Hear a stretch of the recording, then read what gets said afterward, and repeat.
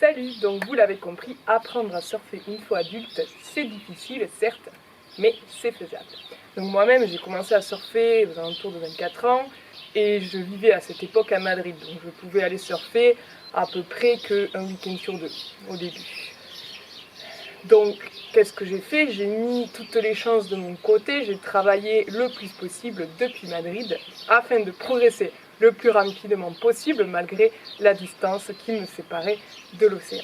Déjà, comme je l'ai mentionné dans la première vidéo sur la progression en surf, sur l'apprentissage du surf, on peut profiter du temps que l'on a hors de l'eau pour se cultiver, pour renforcer nos connaissances sur tout ce qui touche au surf. C'est d'ailleurs ce qui m'a motivé pour créer NanoSools, pour que vous soyez incollables sur le surf, car je pense que les connaissances sont la base de la progression. Mais ce n'est pas tout.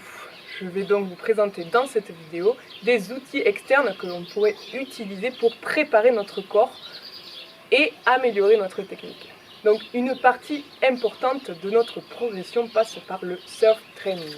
Le surf training, c'est quoi? C'est la préparation physique centrée sur le surf.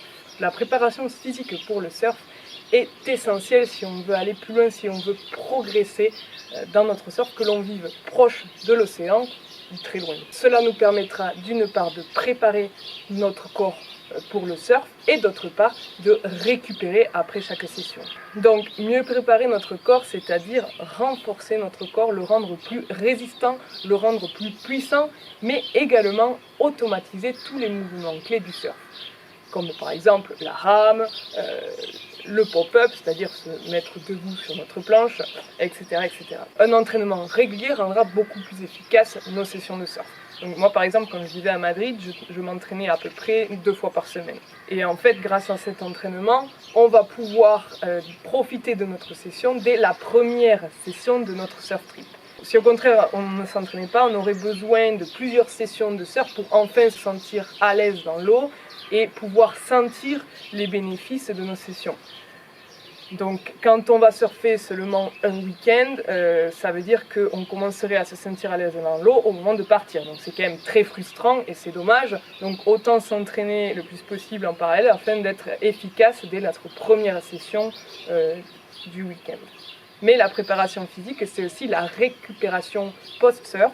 C'est-à-dire qu'il faut apprendre à bien s'étirer, à rééquilibrer son corps, car à la longue, si on ne le fait pas, en fait, notre corps perdra des capacités et même on augmentera le risque de se blesser.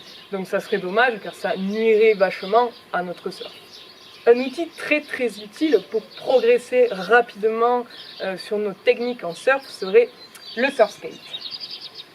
Donc un surf skate, c'est quoi? C'est un skate avec un axe spécial qui nous permet de reproduire exactement les mêmes mouvements qu'avec notre planche de surf. Donc vous comprenez tout de suite l'intérêt, c'est-à-dire que ça nous permet de travailler notre technique et nos mouvements hors de l'eau, où que ce soit et à n'importe quel moment que ce soit. C'est-à-dire que s'il n'y a pas de vagues, si on vit loin de l'océan, ce sera toujours possible de s'améliorer en surfant les rues. D'autre part, on n'a pas besoin d'attendre d'être enfin debout sur notre planche après avoir lutté pour attraper une vague et se lever sur notre planche pour commencer à travailler notre technique debout sur notre planche de surf. Notre surf skate nous permettra justement de pratiquer cette technique sans avoir tous ces paramètres que l'on retrouverait dans l'eau. Donc on peut vraiment en fait se concentrer sur nos mouvements de manière optimale. Donc quelle technique et quel mouvement on va pouvoir travailler avec notre surf skate? Tout en fait. En commençant par la posture à adopter debout sur notre planche, donc la position fonctionnelle. Cette position à la base, elle n'est pas très instinctive lorsqu'on commence à surfer. Donc ça nous permettra de l'automatiser. Cela nous permettra également d'apprendre à tourner de manière correcte, c'est-à-dire en commençant du haut vers le bas.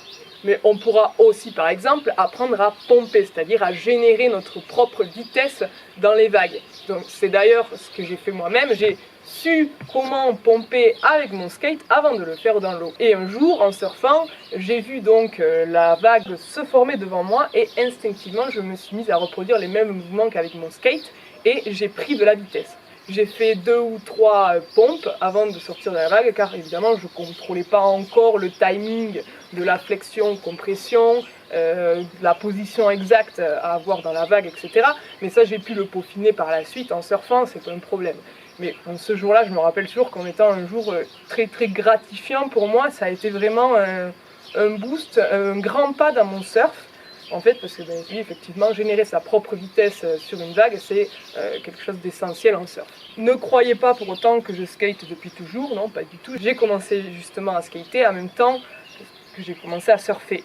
Donc j'ai appris sur le tas et c'est tout à fait possible, quel que soit votre âge, je vous rassure. Donc je vous conseille de vous entourer de personnes qui savent utiliser un surf skate, qui pourront vous mettre en confiance, vous montrer la base. Vous pourrez également tester plusieurs marques, plusieurs types de surf skate pour voir lequel vous va le mieux. Mais dans tous les cas, surtout n'oubliez pas, c'est essentiel d'utiliser des protections. Okay, car si vous tombez, il est fortement possible que vous fassiez mal. Et donc ça serait contre-productif parce qu'après vous ne pourriez plus surfer durant un bon moment. Donc imposez votre style avec des protections s'il vous plaît. Toujours safety first. Et pour conclure, voici donc un dernier outil super utile pour améliorer votre technique, c'est regarder des vidéos de pros ou de free surfers. Les free surfers, ce sont des surfeurs qui ne font pas de la compète, mais vous en avez quand même de très très bons comme Kepacero ou Kev Marceau, etc., etc. Donc c'est ce que j'ai fait et c'est ce que je continue à faire. Vous pourrez analyser tous les gestes, tous les mouvements techniques de ces surfeurs-là et donc essayer de vous imaginer en train de les reproduire. Ça va donc activer une espèce d'effet miroir en vous et donc ce sera beaucoup plus facile pour vous après de reproduire cette technique car vous aurez la théorie bien imprimée dans votre tête et déjà insinuée à votre corps. Les vidéos, ça marche, je vous conseille d'en regarder beaucoup en slow motion et de vous visualiser surtout en train de reproduire ces mouvements. Et en plus, soit dit en passant, ça fait bien rêver. Donc vous voyez, il existe en fait plein d'outils que vous pouvez utiliser hors de l'eau afin d'améliorer votre technique et d'être plus performant lors de vos sessions.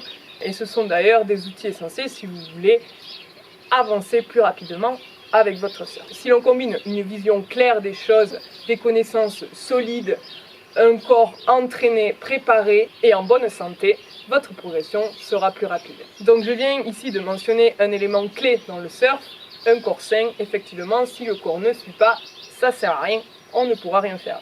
On en reparlera d'ailleurs dans la prochaine vidéo. A plus.